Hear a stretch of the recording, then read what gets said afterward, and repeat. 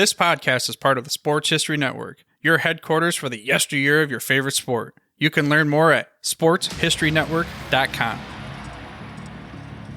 On January 19th, 1955, President Dwight Eisenhower filmed the first presidential news conference for TV, making just one of many historic moments on television in 1955. Another historic moment occurred this year, ultimately shifting the balance of the NFL.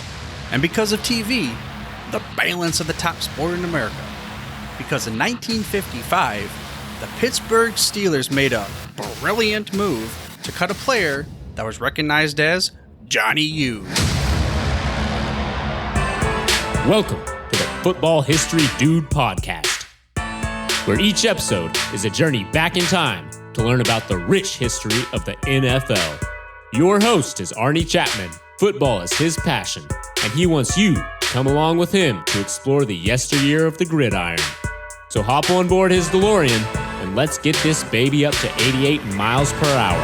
Great Scott! This time as we step off the DeLorean, the date is December 28th, 1958, and we are in New York City at legendary Yankee Stadium.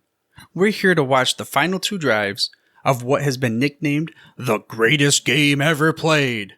Yes, this is the 1958 championship game between the Baltimore Colts and the New York Football Giants. Johnny Unitas, Johnny U. He shows us why he is widely considered by many as the greatest quarterback and maybe even player of all time. The Baltimore Colts show that they are for real. And because of TV, the NFL starts to take over as the number one sport in America. Of course, there are many other things involved to how we end up getting to there, but football was made for TV. But let's take a step back for a bit. Baltimore has a long history of having some great football teams in the city. However, it hasn't been a gravy train for the Charm City all this time. That's where I bring in this week's guest. Jim Johnson is riding shotgun on the DeLorean with us to share some stories from Baltimore football history. And here's more about Jim. Jim Johnson writes about Baltimore and Washington NFL football history. From Sonny Jurgensen to Lamar Jackson, Jim has witnessed many great and not so great football games, coaches, and players between the beltways, and he wants to tell you all about it. Check out his blog at beltwayfootballhistory.com and sign up for his newsletter when you're over there so you can keep up with the latest. And we're about to get into the interview with Jim. But first, I gotta give some love to our sponsor, Play Classic Sports Simulation Board Games, spelled with two A's. That's P-L-A-A-Y. Realistic board game recreations of professional football, hockey, baseball, NASCAR, golf, and more. They cover 9 sports in all, with a 10th, basketball, coming in 2022.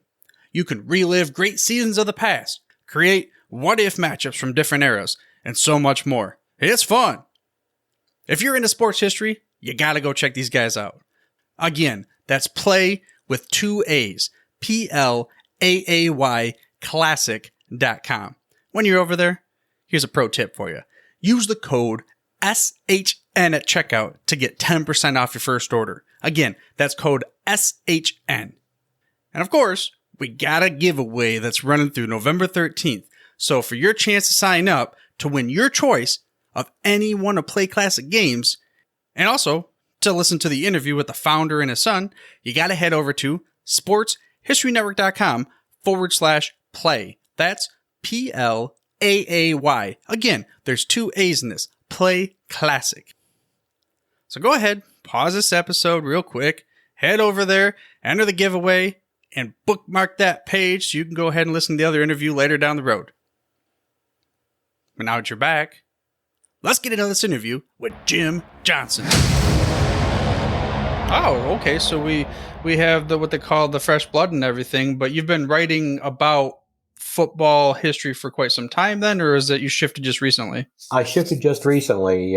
From roughly 98 through about 07, I did mostly college basketball with some college football. And then I kind of walked away from it as my real career took off. And now as I've kind of settled in, I work at home and don't have as demanding a job, and I wanted to get back into the game. And it's like, well, I don't want to do a beat. Just at this point in my life, I just didn't want to do that. So, and I found a lot of the stuff that I was really interested in reading and keeping up with was history. So it's like, okay, there's too much. Pick a sport. And, baseball is so saturated. I was a member of Sabre for a while, and it's so much. And it's just so much. And in football and the PFRA, you can tell the difference just between the two organizations, how well developed the historical archives and writing is. And I wanted to be not on the ground floor, but, something that maybe that road hasn't been traveled 50 times before, Yeah, it's kind of cool like that. You said, now, granted, I was going to go into football regardless. I mean, when I started my show, I had this idea, let's be a podcaster. Well, I'm going to be the fantasy football dude. Well, there's like a million fantasy football shows out there, and I happen to just enjoy NFL is my primary thing that I follow. And then I got into, I just enjoy history, but I never was really specifically football history, except for anything I would catch on the TV. They talk about the old times, and I was like, man, that's super cool. And somehow I stumbled into this, and then I hopped in my DeLorean. Here you go. I don't know if you can see this right here, but you're going to hop in this DeLorean with me later, and we go back in time and learn about football history, the gridiron. Speaking of that, a writer of, Baltimore football history, does that mean that you grew up as a Baltimore fan? Actually, no. I lived in Maryland almost all my life. And I was never one of those. More of that time I lived in the Washington area, although some of the time I was adjacent to Baltimore. But I grew up more of a Redskin fan. But I was never one of those Washington people who, other than just when I was a little kid, a lot of Washington people just really look down their noses at Baltimore, the city, the teams, and the whole thing. And I always have a great admiration for the parochialism of Baltimore. There's always been more of a base for, especially for the sports teams. But the neighborhoods and all that, everything just runs a lot deeper in Baltimore. And I've always was a fan of the Orioles. Second, I liked the Colts, even though I was more passionately a Redskin fan. But then the Ravens came in. It was just Providence that came in at the time that Dan Snyder bought the Redskins. And I was one of the fans that he chased off. And then the Ravens were right there, this spunky new team. And then all of a sudden, the championship team, I cannot love that. Beautiful stadium, and everything works. So it's been, I'm still drawn there. And that's where my writing opportunities have come. This is, as you probably know, my second tour with Baltimore Sports and Life. That works out very nicely. It's a very local-oriented site. The editor there likes what I do, so when I made the pitch of writing history, he jumped at it.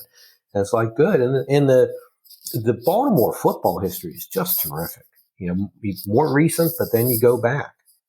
And just in the last week, I started focusing on an idea of writing a book of the deconstruction of the Baltimore Colts, 72 to 84. Because Carroll Rosenblum traded the Colts for the Rams in 1972 as a tax dodge. It was legal. And then Bob Irsay became the owner. And it went to hell in a handbasket. Then it bubbled up, and then it went and stayed in hell in a handbasket. And there's a lot of different pieces and things that happened there. And of course, he alienated most of the fan base, which was difficult to do because that fan base is so deep. But the fan base was connected so much to that the Johnny Unitas Colts is that when he got run off and so many of the other players got run off all at the same time, the connection really was never the same after that. And it could have been done a lot differently. And one of the smartest things the Ravens did is they reconnected with those guys. And that really helped a lot of the people who were like, kind of, okay, so we got our team stolen and we stole somebody else's team. Are we really supposed to be happy about that? But they were very wise in bringing the old Colts back into the fold. Unitas hung around the games and several of the other former players. So it was a master PR stroke by Modell. Yeah, and you kind of alluded to that. We're going to transition through the episode. We'll probably go a little bit from a timeline perspective, but we'll jump around to here and there. What I want to dive into a recent article that you had about Johnny U. You cannot talk about the Baltimore Colts without thinking about that name. As I'm doing the research here, the first sentence that I read of your article, it just blew me away because I may have heard about this before, but I didn't realize. Tell me about the day that Johnny U passed away. Well, it was 9/11. It was the first anniversary of 9/11. And of course, everybody was absorbed in that. And then, just kind of beneath that, if you're listening to sports radio or if you're listening to Baltimore TV, watching Baltimore TV, that was the big story that it didn't overshadow 9/11, but it kind of came in parallel. You're honoring that because it was the first anniversary. And then you have the titan of Baltimore sports. And it was sudden. He had a heart attack and he passed away very suddenly. It's not like he had been ill and there had been any kind of death watch. He was still only 69. He had all kinds of infirmities from his playing days. What was sad is he couldn't even hold a pen because the injury that he got that caused him to miss most of the 1968 season ultimately led to nerve damage. And it got progressively worse over time to where, his hand was kind of like a claw. So that when they ran the final play, they did a ceremonial final play in the last Ravens game in Memorial Stadium, and he just did a handoff because that was all he could do. He handed off with his left hand. But I mean, there was nothing life-threatening, so it was really a shock. And my best friend Raman, who I've gone to most of my Ravens games with, and a couple of Colts games, and all kinds of games all through the years, we talked that day, and it was like, and when you're of a certain age, and your heroes start passing away, but really the titan of Baltimore sports, it was quite a blow, and just such an odd day for it. So you always remember, Colts fan remembers 9/11 for two reasons, I think. Yeah, and so again, I kind of, at the beginning of this, before we started recording, I talked about the genesis of the podcast. And before I really knew football history or any of that kind of thing, it's hard to grow up being a football fan at all without knowing the name and kind of what he meant. But at the same time, there was no way from my perspective, could realize what he meant for the league and the team and that city at that point. I know you said you're more of a Washington fan during that era, but like what was he like, and what did he mean to that city during that time frame? Johnny Unitas was such a great fit for that city because he was very quiet, very unassuming, the lunch pail kind of guy. Like a lot of the other old Colts, he lived in the city. You saw him at the grocery store. He worked odd jobs in the off season through most of his career because none of them made enough money to be able to do that full time. So they were just such a part of the fabric of the city. And Johnny in particular was just such a comfortable blue collar guy. He grew up in a blue collar neighborhood in Pittsburgh.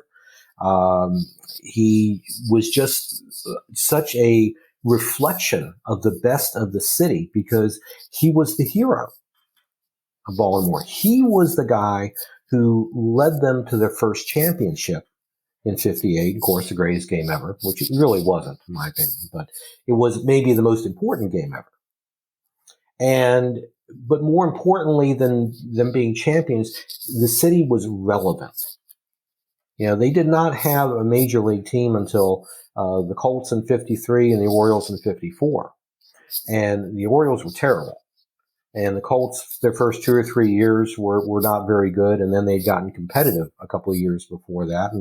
But when they got the championship, and it was on such a huge stage, Yankee Stadium, the mecca of sports back in the 50s, right? Beating New York and the glamorous New York Giants. People don't realize how glamorous that team was. Of course, everything in New York, especially back in those days, was magnified beyond reason. But they had Frank Gifford. They had Kyle Rote. They had all sorts of players that were very familiar. And they had won the championship 2 years before. The New York Giants then became the Buffalo Bills because they got to the championship game 5 years out of 6 and lost all of them. Can you imagine that now? Well, I mean, you can if you live to see the Buffalo Bills, right? But anyway, all of that conspiring together was a boon for Baltimore, and Baltimore all of a sudden became out front of this big boon for the NFL. And then especially when they came back and repeated the next year, and they got to have the party in Baltimore, it's like, okay, there's no fluke. This guy Unitas and this team, there were several Hall of Famers on that team. It wasn't just Johnny U. But he was the difference between the Colts being the New York Giants or the Colts being the champions. And one of the best things I read about him is that I think it was the piece that Frank DeFord wrote in Sports Illustrated. I quoted that a couple of times in that article you mentioned. It was just an amazing piece. Because Frank DeFord, the great sports writer, great Sports Illustrated writer, also was a Baltimore native and grew up in Baltimore during the reign of Unitas. So he knew firsthand what he was talking about. And he said, whenever Unitas stepped on the field, there was always hope that something good would happen. And that is a heck of a thing to say, especially for a city that was in the 60s going into a very difficult transition, as many cities did. And Baltimore went through one of the worst transitions with economic and violence issues. But through it all, every Sunday, 2 o'clock, there was Johnny U, and there was always something to hope for, and the entire city could still bond around Johnny U. Yeah, I mean, before I get into the next one, you said every Sunday at 2 o'clock. Was that the standard time back then? Yes. They still had blue laws, which drove the networks nuts. And they managed to, it was somewhere between the Colts leaving and the Ravens coming in that they changed that. But, it really, for the home games, they could play a 4 o'clock game. That wasn't any problem. But, they were out of that 1 o'clock window, and it really cut down the coverage that the Colts got when they had the set 1 o'clock, 4 o'clock games. They could never get a 1 o'clock game at home. You just said, what was it, a blue law? Yeah, the old they called them blue laws, but it was the restrictive Sunday laws. There were lots of things back in the day, and I caught the tail end of this growing up. Grocery stores couldn't be open. Certain entertainment things couldn't happen. Now, most of those laws went off the books in the 60s and 70s, but that particular law really hung in there in Baltimore. I think it was late 80s, early 90s. So they were one of the last ones. Oh, so like it was more of at the time, maybe initially nationwide, but turned into city ordinances and things like that. Well, pretty much every city had similar ordinances. I think Baltimore's the only one I'm aware of that had that restrictive Sunday for athletic competition. But a lot of, when I grew up in the 60s, there were very few stores open. There was no department stores open, no grocery stores. You could get prescriptions at the drugstore and a few other things. That was about it. So when that changed, that was revolutionary at that time. But that one law in Baltimore hung on for a long, long time. Yeah, it's interesting to think how most other games were played at 1 o'clock, but just this one was at 2 o'clock, and how much that could change how many people across the nation might be able to watch that game for any perspectives. Speaking of people across the nation watching the game, and I would imagine, again, this is me putting myself in the shoes of a viewer, the first time I watch John Unitas play and someone talking about him, I have to imagine it was just probably a unique, thrilling moment, especially for someone that heard about it coming into this, kind of like that anticipation. And someone that, okay, here's an example. Tom Brady goes to the Buccaneers. Everybody has this example or this anticipation. What's he going to do there? A lot of people call him the greatest of all time. A lot of other people call Johnny Unitas the greatest of all time. Where do you fall in that line?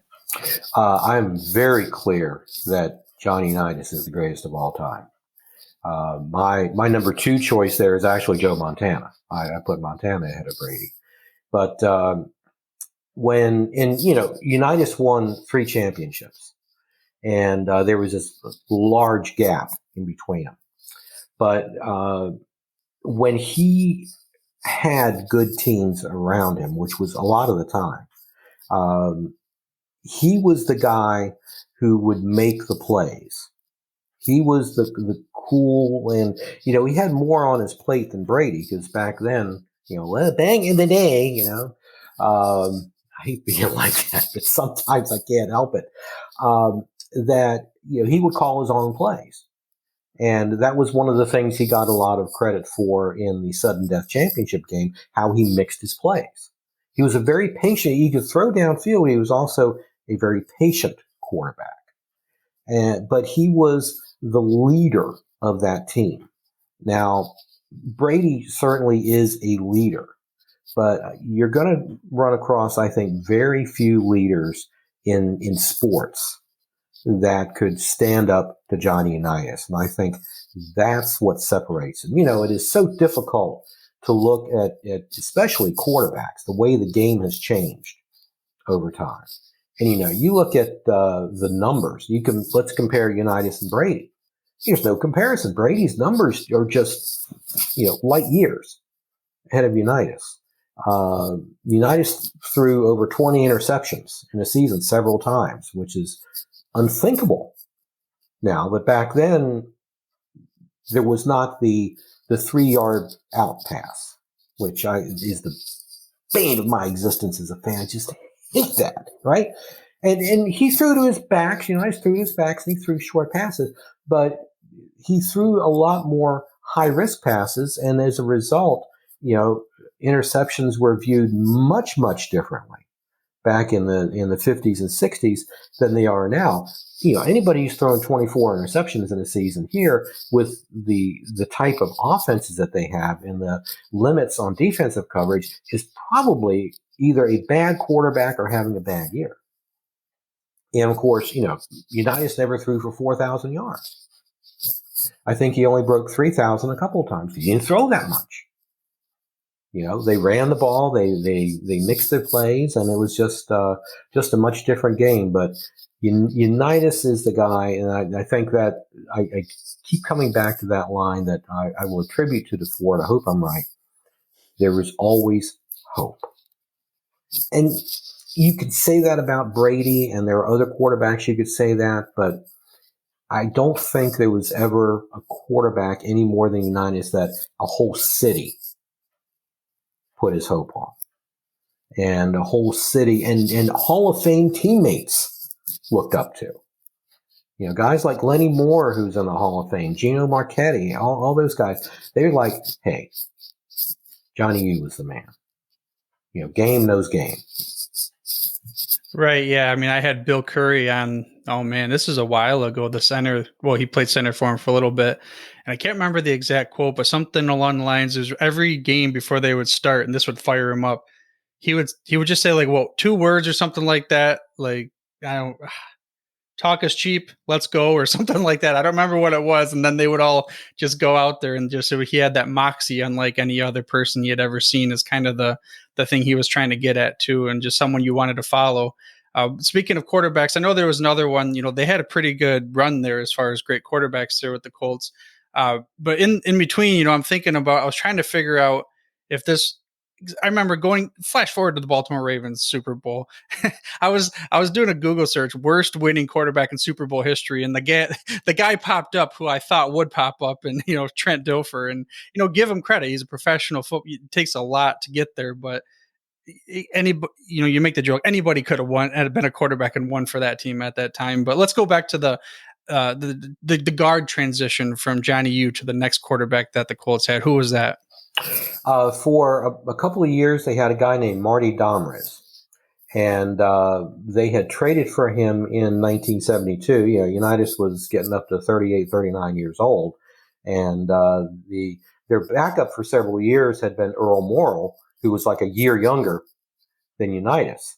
And he had, I don't know if he was traded or if they just let him go to Miami.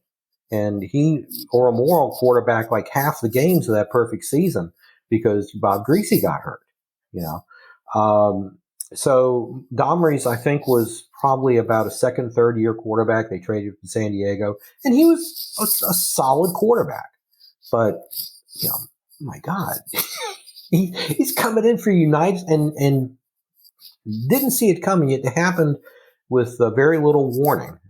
United started the first 5 games of 1972. They went 0-5.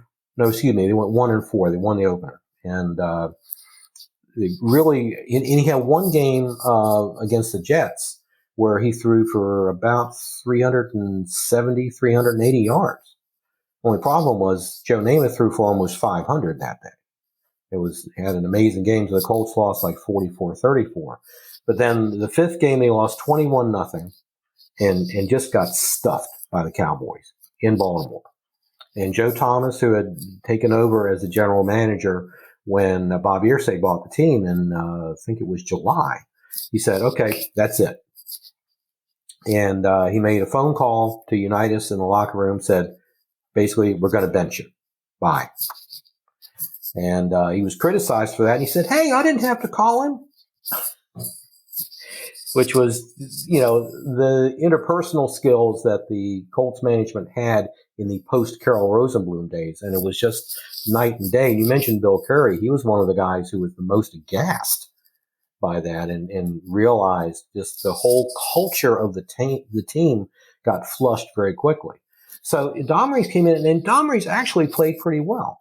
And I think at one point he'd won 4 out of 5 games.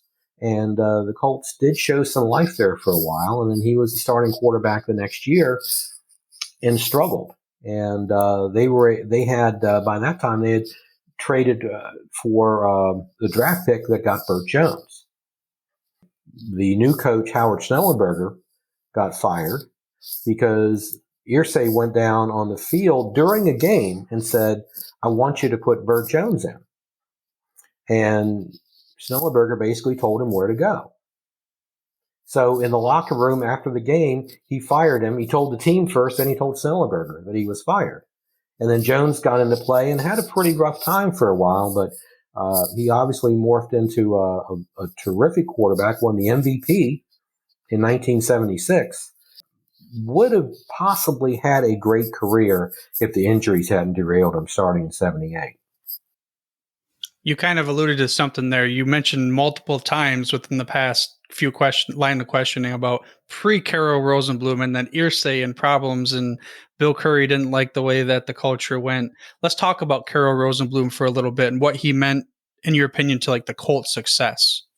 Well, and it was interesting because they had to basically twist his arm to invest in the franchise when they reestablished it in 1953. And he's like, okay.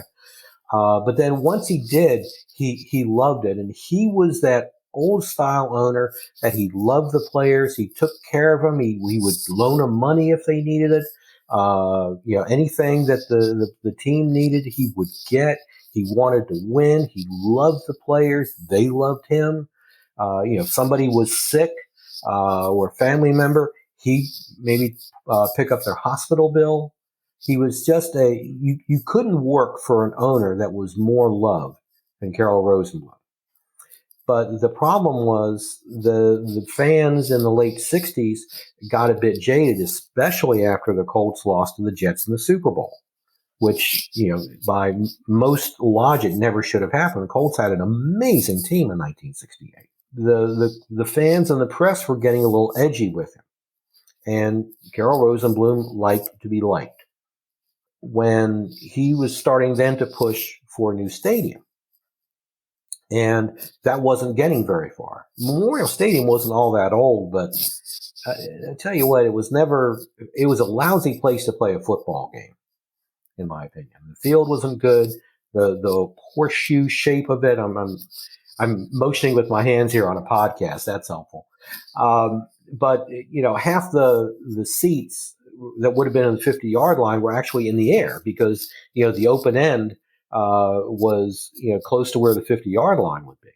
So it was just I went to several games there, and it's like, okay, we're here, but there weren't a lot of great seats. So he had a legitimate cause, but at that time, it was really before the stadium craze started going.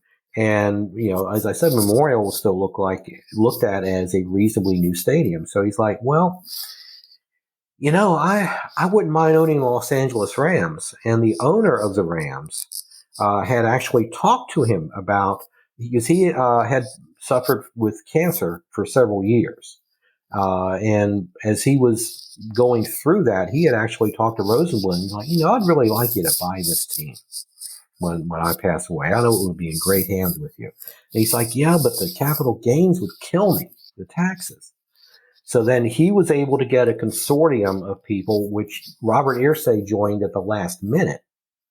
And they purchased the Rams from the estate of the former owner, Dan Reeves, and traded them straight up for the Colts.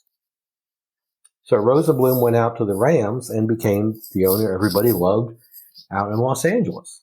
Irsay became, in fact, I read an article about him recently where I think it was one in 1972, the Sports Illustrated sent George Plimpton to visit Baltimore and find out what in the world had happened to the Colts. He quoted someone as saying about Irsay, he wanted to be everybody's best friend, but he had no idea how to do it. Rosenbloom was I wouldn't call him gregarious, but he was just a person who was very hard not to like. But eventually, he had owned the team 17 years, and it just kind of wore thin with him when they were never able to replicate that level of success that they had when they went back-to-back championships in 58, 59. And, it got on his nerves, so he looked for greener pastures and found them. Los Angeles is a pretty green pasture if you're sitting in Baltimore, right? So, unfortunately and ironically, in part because he was in Los Angeles, he wound up passing away in a surfing accident in 79, right before the Rams went to the Super Bowl that year. So that's probably something that would not have happened to him in Baltimore is a surfing accident, I'm pretty sure. Right. Yeah. I mean, there was some kind of controversy I heard about that whole thing too. I don't know if that was just some kind of rumor where it was like someone said it was I'm using air quotes again on a podcast, an accident. What was that? What was revolving around that controversy? I'm not sure exactly, to be honest with you. I remember the controversy and today we call it conspiracy theory. It wasn't a popular phrase back then.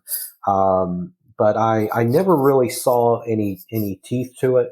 So as far as I know, it was an honest accident because nothing. His widow inherited the team, and she owned the team for many years. She's the one that moved him to St. Louis. So I don't know that anybody benefited actually from Rosenbloom's death other than his wife. Right. I don't recall the details, but something to do with the controversy, or I guess, like you said, conspiracy theory, the wife was involved, but that's for a whole nother story, another day for when someone has some information on that. But let's talk about the move from Baltimore to Indy. I mean, so me growing up, again, I've only known them as the Colts for the most part. I only really remember them as, I mean, there was a little bit of like was it Jim Harbaugh, or I think he played with them for a little bit there, but I just remember them as the Colts, Peyton Manning for the most part, and that's what it was. But what about the move? When did it happen, and what was it like in the city, the turmoil during that time frame? Oh, that was a dark, dark period in that city. March 28th, 1984. If I have seen the picture of the Mayflower trucks rolling out of the Colts complex in Owings Mills, Maryland, once, I've seen them 10,000 times. And it was late March. You can get any kind of weather in Maryland. It was actually a little snow and ice, so it was just kind of eerie. What had happened is Irsay had been going back and forth for a long time, soliciting being courted by other cities to move the team. And he had said very publicly, and maybe not totally soberly, earlier in 1984, that he had no intention of moving his bleeping team, and if he was ready to do it, he would tell you. And he was talking to the press then with Baltimore Mayor Schaefer by his side. And Schaefer, unfortunately, took him at his word. And that is something that, as people dug into Irsay's background, was probably not a good idea, because there was a lot of things that he said that turned out to not really be factual. But what was happening is, and the fear was mounting that he was going to abscond with the team. So the Maryland state legislature the state Senate had actually passed a bill on March 27th, I think it was. I might have my days one off, but it was right before he moved the team, where they were going to seize the team and declare eminent domain. Now, eminent domain is what you use if you want to build a road through somebody's house and you buy the house at quote unquote fair market value. Okay. It's used for, public facilities. It's used to build stadiums.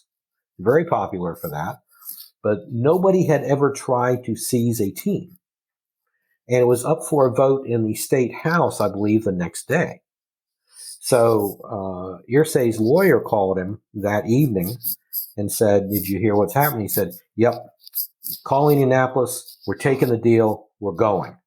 And within hours, the mayor of Indianapolis, which is where the headquarters of Mayflower Moving is, had arranged for trucks to get there and abscond with the team's, the bulk of the team's equipment. And they were hauling out there because they were afraid they were going to get stopped by state cops at the state line. That's the paranoia they were running with, probably with some justification, because everything had just kind of come to a head, and it was partially a situation where Irsay had just alienated anybody and everybody he could find. And the state really wanted to try to force him out and get somebody else in as an owner. They didn't want to lose the Colts, but they would have loved to lose Irsay. And, of course, they wound up losing both in the team, but it was, nobody knew it was coming. So when you hear the phrase, the Colts snuck out of Baltimore, they literally did. But that was believed to be the driving factor, is he was afraid he would get caught flat-footed with this eminent domain, and it was not clear that he would be able to survive it. So he got out of town. They passed the law. They tried to go to court with it, but they said, "Well, you don't have the team anymore, so it's not relevant. You don't have standing," as they like to say in court. I didn't realize there was that level of I don't know, just in a fleet of the night, just out of nowhere, just bam, it leaves. And I didn't realize that even the government was getting involved in everything. I mean, I seen, was it the Chargers? I think it was the Chargers where I saw when they moved and people were outside like banging on the trucks and things like that. Or maybe the Seahawks, one of them, maybe both, maybe all of them, because, teams and people are passionate about their franchises. Speaking of that, so I just had to do a little bit of a Google search because I was trying to figure out when was the first time the Ravens actually played the Colts. And it looks like it was back in 1998, the Ravens played the Colts in Baltimore. So it was the first time the Colts came back. We'll get into the whole Baltimore coming to the city, but do you remember that game when they first came? Was it a big deal? It was a huge deal, yes. And it was a lot of mixed feelings. Now, by that time, Bob Irsay had passed away, and he had left the team to his son, Jim, who was a lot more grounded. He had his issues, and he came to the game, and he took a lot of abuse, and he took it. He didn't lash out. He just kind of sat there and, not physically, but metaphorically, took his beating. He knew what he was going to get from the fans. There were some folks wearing the old Colts jerseys and that, and it was extremely emotional. The Colts won the game. That was Peyton Manning's rookie year. He did not have a good rookie year. The Ravens weren't very good that year either, but that was the game they had to win, especially with it being in Baltimore. And the Ravens did manage to win it. But yeah, it was a very emotional day, somewhat cathartic, I think, especially with the Ravens winning. The Ravens they had a stretch where they didn't do all that well against the Colts, but that was the one they had to win the first time in, and they managed to do it. Well, I mean, when you kind of alluded to it there, they were going against Peyton Manning for a good portion of those time frames for that stretch. So, yeah, I mean, one of the greatest of all time, too, when we talk about great quarterbacks. But let's go back to that transitioning. So, yeah, the Colts, they leave 84, you said. And then the city receives a team in 96. And I know you mentioned, should we feel good or bad about taking another team's, another city's team? But what was it like as far as like, was there this huge, hey, we get a team again? Or was it kind of that, like you alluded to earlier? Well, it was really mixed. And I remember vividly, and I reread about this recently, the announcement of the team. Art Modell had wanted to keep it toward at the end of the season because he didn't want to disrupt the rest of the season for the Browns. But, news people being what news people are, they got the story and broke it. So Modell basically packed up his stuff and came to the site where the stadium was going to be, where they had a press conference with the governor. And the governor had no qualms about basically gloating and taking a bow and taking credit, even though he had kind of come in at the end. The mayor of Baltimore, who was there when they lost the team, had become governor up until a few months before this happened. So the new governor came in and was able to close the deal, but they had already in place, and this was the key to the deal, they had funding in place for the football stadium right next to the Camden Yards baseball stadium, which at that point they were still selling out almost every game. So they were essentially in a Camden Yards parking lot with this press conference, and Modell looked like he was giving a eulogy. It had really torn him up. And Modell is really somebody who wanted to be loved. And of course, what he was getting from Cleveland, where he had been for 35 years and had really been in the fabric of the city, all of these nonprofit boards, giving charitable money, funding politicians, everything. And his feelings had been hurt because the Indians had gotten a stadium. They had built an arena. They were building the Rock and Roll Hall of Fame, and he was still there with Municipal Stadium, literally falling down around him. So they had essentially taken him for granted, but he had never made the threat. He felt he shouldn't have to. So, they went with one of these back and forths, as I'm, again, pointing on a podcast now. But, so the bad blood in Cleveland, well, you know what the dog pound fans are like, right? Well, take that times 1,000, and that's how the city reacted. It was really, really ugly. And then, of course, now Baltimore was in the odd situation of knowing how they felt. Now, what Modell did wasn't as underhanded as what Irsay had done 12 years earlier, but there was still, it was murky, okay? And financially, I studied some about that, and he kind of had to. It was not going to happen in Cleveland. They had shot their wad with the stadiums. There wasn't much left. All they were talking about was giving them a fancy renovation of a stadium that at that point was 60-some years old. Not a great plan, considering he was going to get a brand new stadium with a sweetheart deal, get all the revenue and very little of the expenses, which is kind of standard now.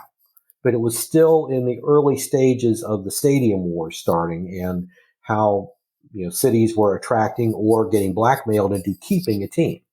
Right, so he was one of the early beneficiaries of the wave that really continues the stadium. So, so the press conference was kind of an example of how the city felt. You had Governor Glendenning up there just, hey, we've got a team, we've got a signed contract, hey, we did a great job. And Modell saying, I feel so badly for the people of Cleveland, but thank you for welcome. That in a nutshell kind of tells you what was going on. And, they never had really any unsold seats, but it took a little bit of time for the enthusiasm of the fans to really connect and get over the guilt kind of a survivor's guilt. Now, knowing what Cleveland had, now Cleveland made out one heck of a lot better than Baltimore did, because the NFL jumped in. They guaranteed them a new team within 3 years, and they got it. They financed a new stadium for them, which they built on the site of Old Municipal Stadium. I don't know if they tore it down or just let it fall down. And, it's a nice enough stadium. They're all kind of the same in football. So they were 2 years without a team, and they got a new stadium. And they're still mad. And that kind of bothers me, because Baltimore not only had to wait 12 years, but they really got played a lot. Owners were playing them for their own deals. The Cardinals owner, Bill Bidwell, played him before he moved from St. Louis. Then he played him again when he was trying to get a stadium in Arizona. And several other teams made kind of serious overtures. And then there was the expansion deal where Jacksonville got chosen over Baltimore, which is just basically laughable. And I'm not saying that to find so much fault with Jacksonville. But Baltimore was there. They had the plan for the new stadium. They had the fan base. There would have been no guilt getting an expansion team. And it was when they lost that expansion that they changed the leadership of the organization, the state organization that was pursuing a team. They said, you know what? Okay, all bets are off. We've played by the rules for years. We've gotten screwed. Now we're going to go out and we're going to get us a team. We're going to do whatever we need to do to get it. And they were successful doing that. Yeah, I mean, speaking of successful, they've been a successful organization almost from the beginning. Yeah, they had, like you said, in the middle, there's some seasons, but as far as I can recall, I mean, they're generally always near the playoffs if they're not in the playoffs. That's for sure. I think you could say, Arnie, that they're one of the model organizations in the league, and it's continuity. And you look at what New England has done and the continuity they've had, obviously with Belichick. The Ravens since 1996 have had 3 coaches. They've had 2 general managers. They had a succession plan in place when Modell introduced the current owner, Steve Biscotti, as a part owner, and then a plan where he would buy the rest of the team. Everything was just done so orderly. They have great facilities. They have great scouting.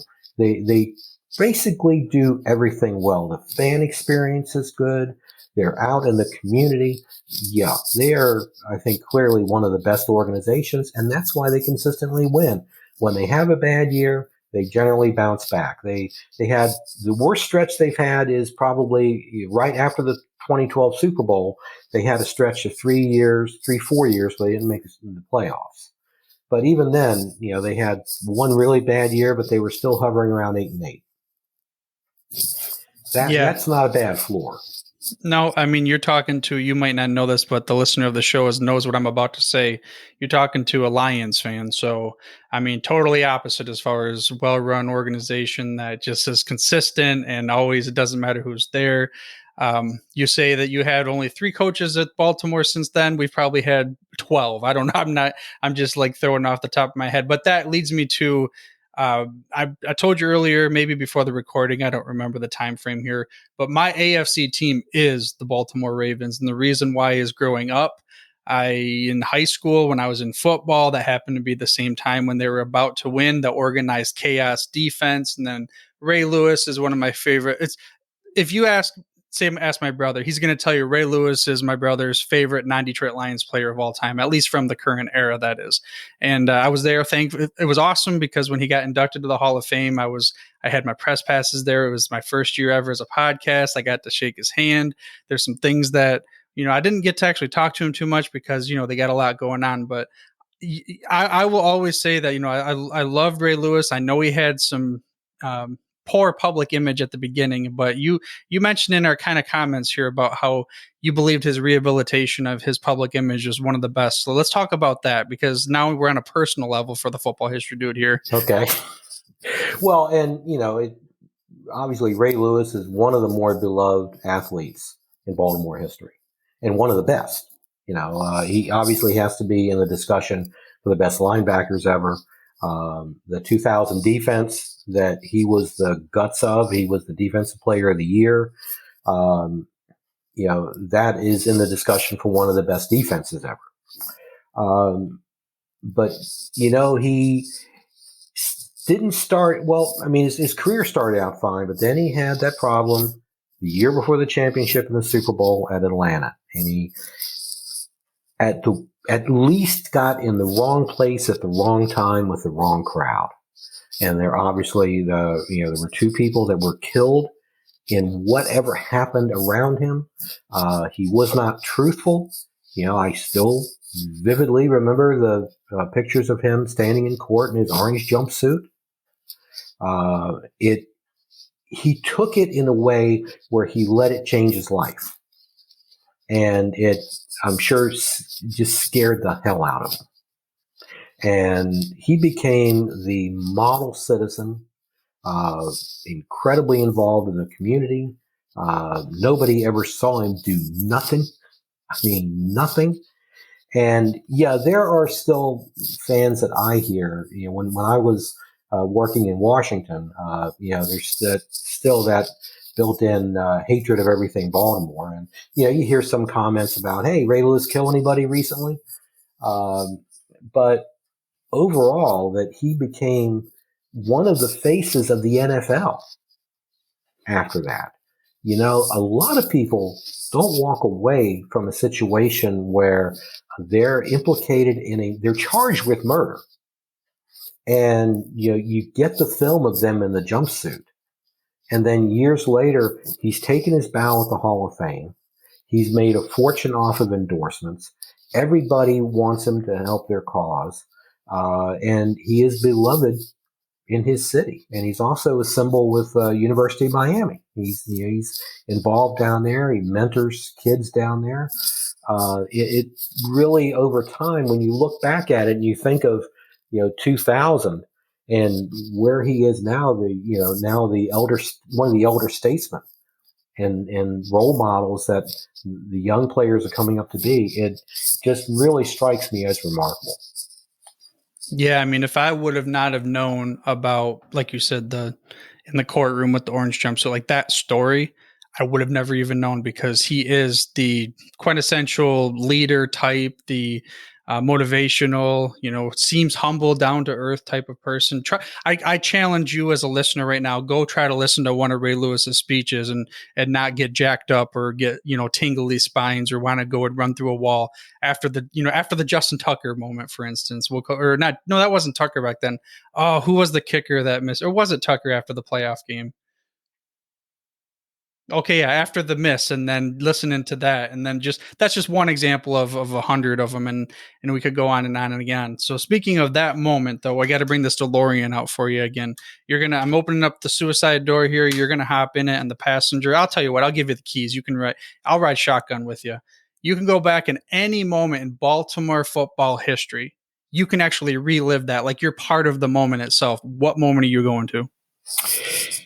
Well, it's such a cliche, but I think I would probably go back to the 58 championship game, just to be a part of that scene. The whole thing with Yankee Stadium and about 15,000 Colt fans up there. It was amazing how many trains went that direction with Colt fans for that game, and just to be a part of something that turned out so historic and so pivotal for the NFL. I cannot think of another sport that has that equivalent of one game, one day where everything turned around and you demarcate, this was before the championship, this was after. And so to have been a part of that and to watch Unitas march the team down the field, not once but twice, to tie it and then to win it, that would have been pretty awesome. Yeah, I mean, that's one answer that I get It's got to be in my top 2 or 3, even for people that might not be a Baltimore history fan or specifically of the team. I'm gonna caveat this a little bit. I want to say that you can't say Ray Lewis or Johnny Unitas right now, because that's kind of like an obvious no-brainer for some of the guys we talked about. But let's give me the Mount Rushmore of Baltimore football history. Like, you could pick only 4 people you want to throw on that Mount Rushmore. What would it be? Okay, without those two. Okay. Right, yeah, that's like they're already in, because even if people didn't think Ray Lewis because he's not part of the Baltimore Colts, whatever, I'm putting him in regardless. I'm going to take what I call executive powers right here, and I'm going to throw him on there for us. That's fine. I think you've got to look at the Hall of Famers, and there's more Hall of Famers than you got spots on Mount Rushmore. I think one name that comes to mind from the Colts is Raymond Berry, who was a guy who was not a physical specimen at all. And he turned out to be the greatest receiver of his generation. And when he retired in 67, he had the most catches. He was the lead. Now, he's way down the list, as you can imagine. But he had one leg shorter than the other. He was very nearsighted. He had all sorts of physical challenges he came across. But what he could do is he could run a pass route better than anybody. And when the ball got to where he could get his hands on it, he caught it. So with those two combined, he was the most dangerous receiver of his generation. So I think he has to go up there. Let's see, who else?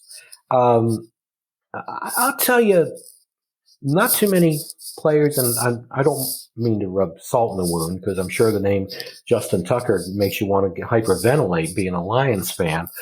But I really don't think there's any serious argument that he's not the best kicker in the history of football, and will probably stay the best kicker for another 10 years. He's just so flawless and continues to challenge himself. He's wanted an opportunity to take a 66-yard field goal. He's wanted an opportunity to kick a 70-yarder for a while, and has made them in practice. But all of the pressure kicks, he might be the Johnny Unitas of kickers. It's an odd phrase. It doesn't quite sound right. But as far as the guy who always makes the pressure kick. Do you know what he said was the most nervous he's ever been for a kick? Was the extra point he kicked in the Mile High Miracle, the playoff game in Denver in 2012, after Jacoby Jones had scored the touchdown. He still needed to make that kick to tie it. And he said he was terrified that after all that, he would miss the kick. And that was before they moved it back, I think. So it was still the routine, 20-yard kick. So that was interesting. That was after he'd made the 63-yarder, and he said, no, the most scared was, an extra point. As far as another one, you look at the Ravens, Jonathan Ogden, one of the best offensive tackles. The Ravens' first draft, their first 2 picks, Jonathan Ogden and Ray Lewis. You just ought to quit after that, right? I mean, how are you going to beat that? And yeah, if you're in a fantasy football, it'd be like what they call it, just say goodbye and log out, is what they would say in that regard. Yeah, so Ogden was just an awesome pile driving tackle, as far as Colts go, I would pull back. I would have to flip between Lenny Moore and Artie Donovan. Lenny Moore was a hybrid receiver and runner before that was popular. Unitas again utilized him probably better than any quarterback of that generation would, and he scored over 100 touchdowns.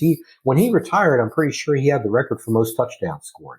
He had a nose for the end zone and also a nose for big plays, which was something kind of common with those Colt teams. And Donovan was a terrific defensive tackle, but gosh, what a guy! He's a guy you'd love to go get a couple of beers with.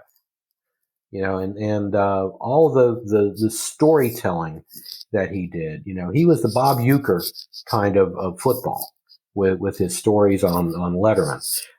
But he was also probably the Colts' first really good player.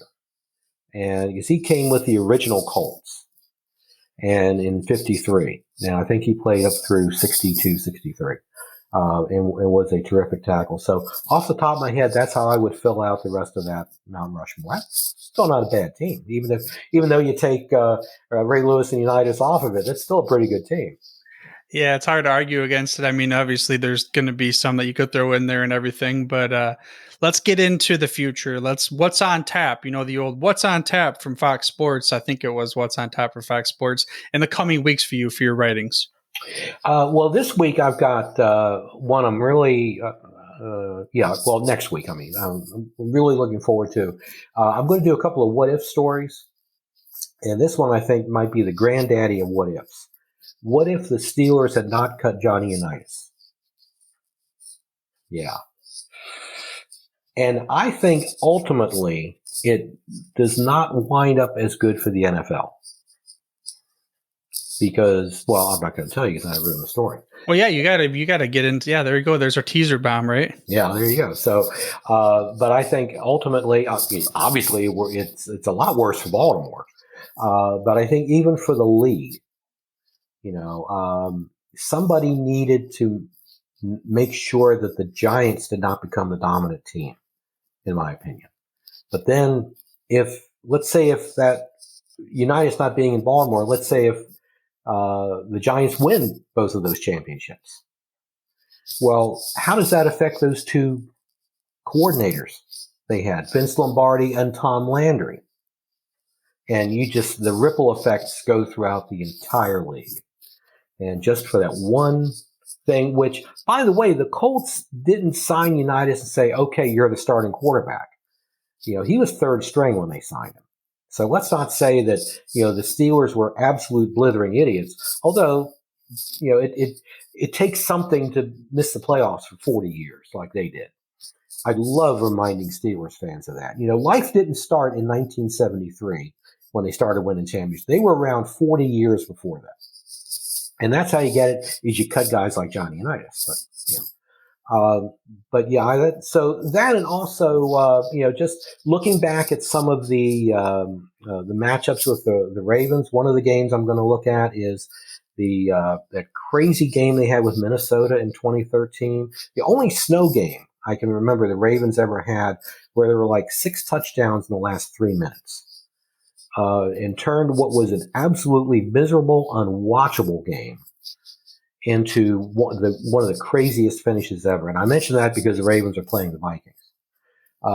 So going back and looking at some of those features, and also throwing in some what ifs. And one of the things I'm going to go back and look at with the Colts is 1967. The Colts went into their last game of the season undefeated. They lost that game and missed the playoffs with one loss. That would be definitely interesting for the fan of the show to be able to go and read that. And speaking of that, where can the listener of the show find your work and these articles that you've already written that we've talked about and the ones that are coming? I write at BaltimoreSportsAndLife.com. It's overall, Baltimore sports site is kind of in the name. And they have some really good local coverage. So I'm writing during the season, I'm writing weekly. Hopefully I'll continue to write in the off season. And I also have a Substack site that I'm working on called footballturfwars.com, which right now all it has is the stuff you're going to see on Baltimore Sports and Life, but there'll be some more stuff coming down the road. So those are the 2 places you can find it.